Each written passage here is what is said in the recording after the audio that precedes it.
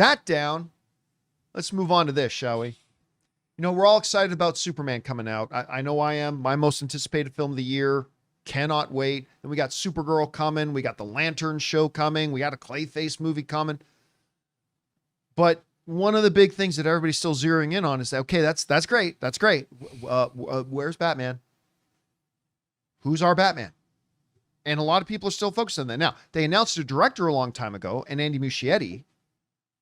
I have believed for a while he's not actually going to end up directing the movie. I don't think Andy Muschietti is going to end up directing this movie. And recently, Paul Safran said they were talking about the script for Batman Brave and the Bold. And what Safran said was interesting. He said, you know, we still have to get the script finished. Once we get the script finished, we'll go to Andy with it, and then we'll see if Andy's a fit. To me, that's them laying the groundwork that Andy Muschietti is not going to be directing. By the way, I'm all for Andy Muschietti directing. Me too. But I have a feeling he won't be. But that's aside from the fact. So, a couple of Batman issues. Now, before we get to the DCU Batman, there's still also the outstanding issue of where the hell is the Batman 2? We got told that Matt's turning in the script on, what was it, Labor Day? Was it Labor Day? Memorial Day. Memorial Day. Thank you. Yeah. I get my American holidays all mixed up. Memorial Day. Well, Memorial Day came and went, and we still don't have a script. And so people continue to talk about maybe them canceling the Batman 2, to which this article in IGN, which they were also talking about, James Gunn said this: amid the speculation about how Gunn will handle Batman, rumors have sprung up that the Batman Part 2 is canceled. But Gunn denies this, insisting that director Matt Reeves is just, quote unquote, being slow, which Matt has had as a reputation for years of being really slow. However, it sounds like the movie is some way off given there's no script. James Gunn says, I'll also say Batman Part 2 is not canceled, Gunn said. That's the other thing I hear all the time, that Batman Part 2 is canceled. It's not canceled. We don't have a script. Matt's slow. Let him take his time. Let him do what he's doing. God, people are mean. Let him do his thing, man. I mean, listen, though. I mean, James Gunn has got to understand why people would feel frustrated at this point.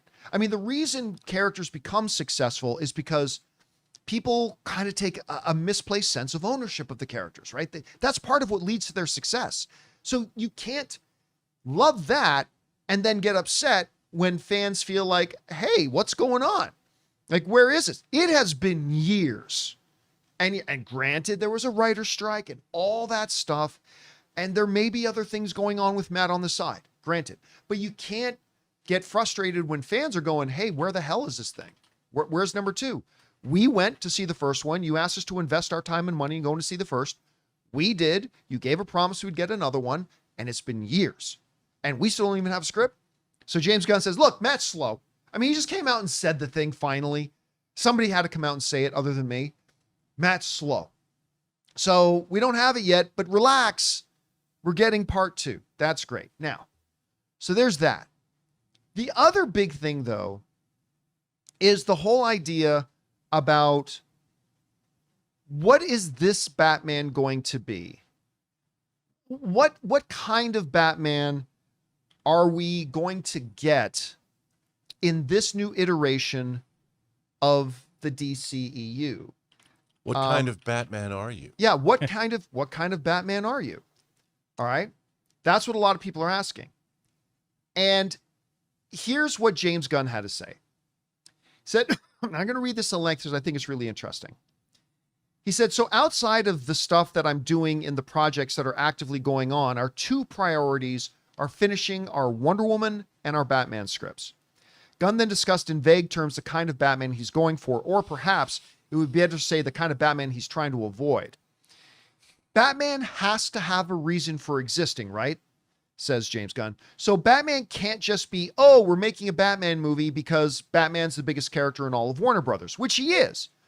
But because there's a need for him in the DCU and a need that he's not exactly the same as Matt's Batman, but yet he's not a campy Batman. I'm not interested in that.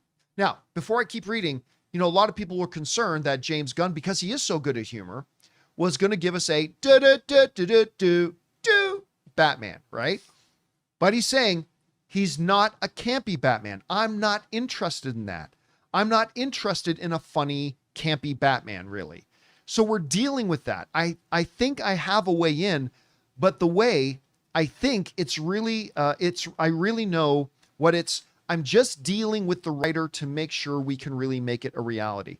And that's going to be a tricky thing for him. That's going to be the code to crack, right? Like, look, I know we are not going for the Bat Nipples Batman or the Adam West Batman. Or the Michael Keaton Batman. I'm not looking for camp. I'm not looking for a funny Batman. Okay, that's your mandate. But your other mandate, he says, is I don't want him to be too much like Matt's Batman. Matt's Batman is in a quote unquote realistic world, a world where there's no magic and monsters and aliens and magic lassos and rings of will, and like those things don't exist. He's a man in a world of men, and there's problems, and it's gritty and it's realistic.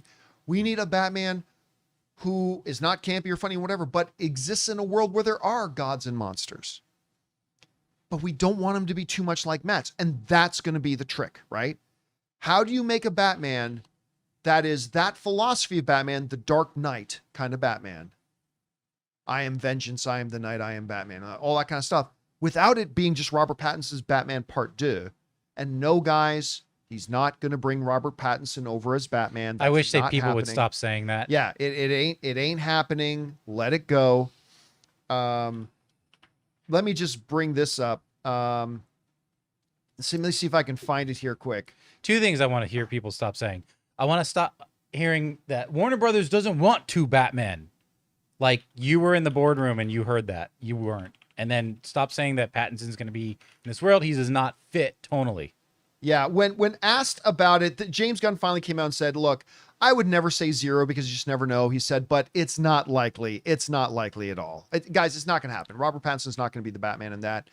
So just get past that. We want to take a second to thank a sponsor of today's video, Stitch Fix. Guys, you know I love movies, but you also know I have absolutely no fashion sense, and I absolutely hate shopping for my clothes. But thankfully, I have found a better way. Stitch Fix online personal styling makes it easy. With Stitch Fix, I get a stylist who understands my style, size, and budget, and they do all the shopping for me. Because look, shopping and figuring out style can be overwhelming, especially for somebody like me. When it comes to getting dressed, I don't even know where to start, to be honest. That's why I love having a Stitch Fix stylist. They really know what works for me. I get pieces that make me look great, and it's a real confidence boost. You just give your stylist your size, style, and budget preferences. You get to order boxes when you want and how you want, no subscription required. They send you personalized pieces, and the fit is always on point. No stores, no crowds, no stress. Just personalized looks that you will love. So guys, make style easy. Get started today at stitchfix.com/Campea.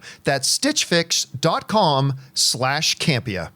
Anyway, Rob, it sounds like James Gunn has a vision for what his Batman needs to be, but he's set a narrow path. Not funny, not campy, not a jokey Batman, but doesn't want it to be too much like Robert Pattinson's Batman, which is the antithesis of those other things. What do you think about what he's saying? What stands out to you? And where do you think that median is for him to find that way to crack this nut? Well, I think he's absolutely right because, you know, the thing about Batman's concerns is Batman is really concerned about, you know, not like the shadow, but he is concerned with what evil lurks in the hearts of men.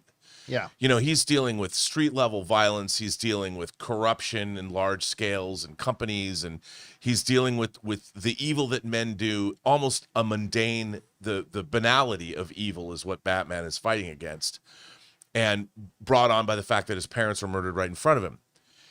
What I love about that Batman is suddenly Batman exists in a world. This Batman was forged in a world where gods and monsters already existed.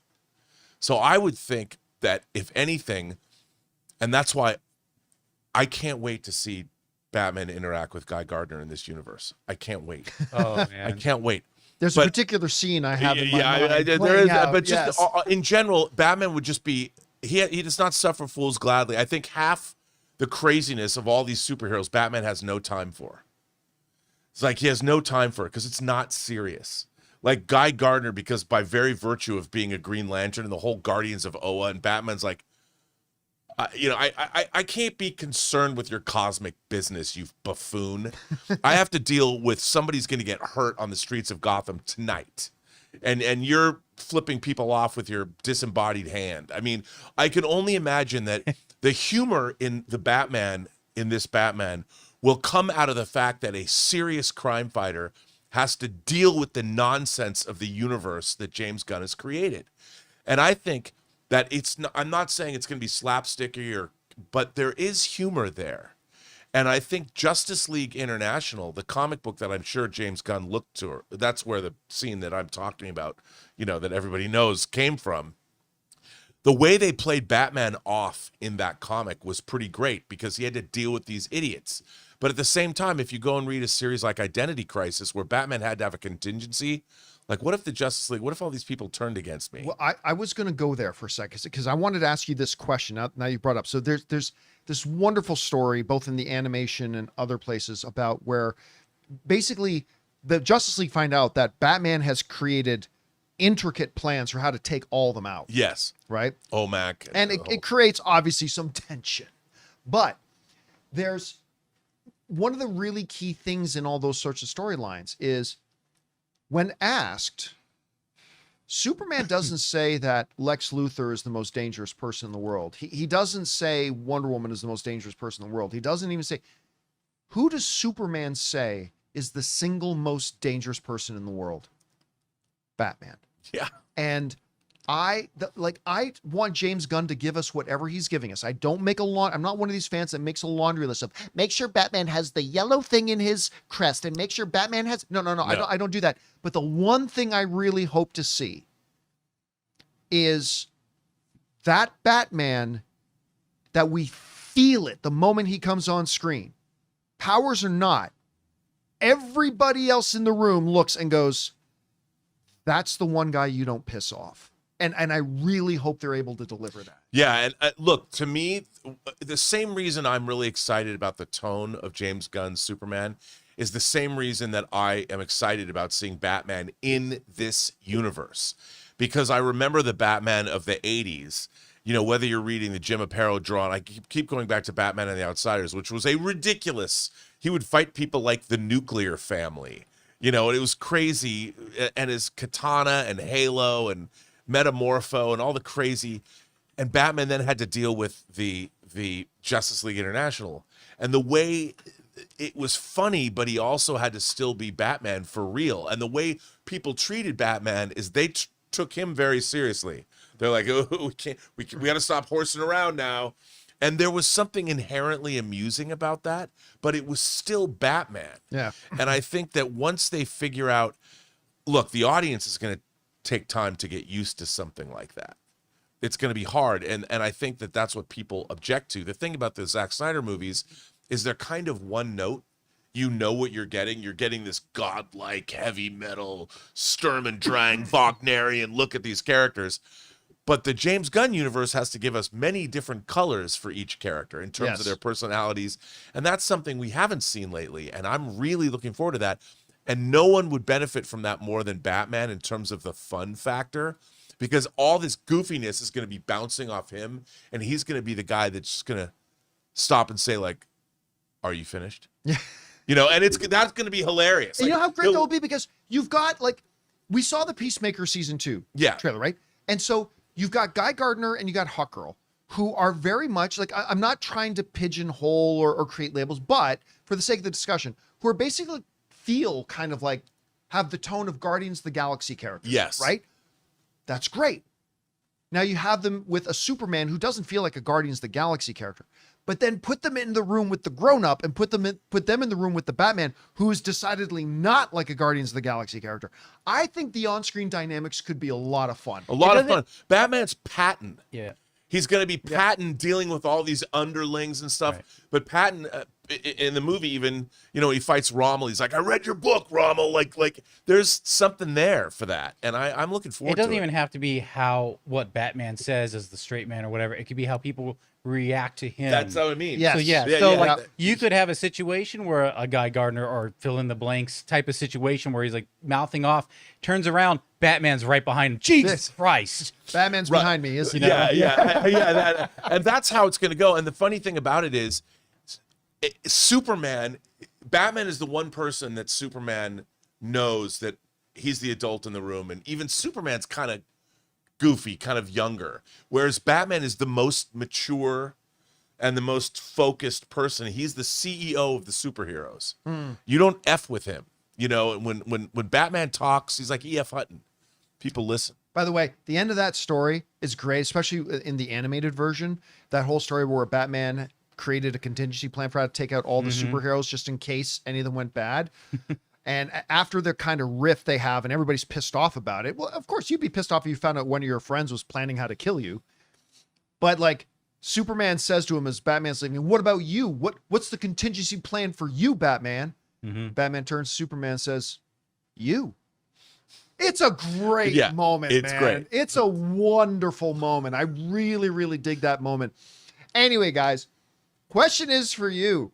What do you think about what James Gunn's been talking about here? Number one, that listen, anybody keeps saying, oh, they're not going to do a Batman 2. Yeah, the Batman Part 2 is still coming. Matt Reeves is just slow. We've been saying that for a long time around here. He's just slow.